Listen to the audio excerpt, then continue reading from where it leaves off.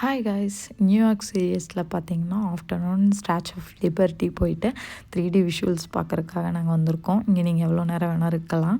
நாங்கள் ஒரு 2 ஹவர்ஸ் கிட்டே இருந்தோங்க. 2 ஹவர்ஸ்க்கு மேலேயே இருக்கும்னு நினைக்கிறேன். நல்லா ரெஸ்ட் எடுத்தோம், நடந்து கால் வலி ஆனதுனால. ஏன்னா 9:30 தான் நாங்கள் வந்துட்டு சம்மிட் அப்படிங்கிற பிளேஸுக்கு போகிறோம். அது வந்துட்டு ஃபுல்லாக கிளாஸ்லேயே இருக்க ரூம் மாதிரி இருக்கும். அங்கேருந்து நீங்கள் வந்து மொத்த நியூயார்க் சிட்டியும் பார்க்கலாம்.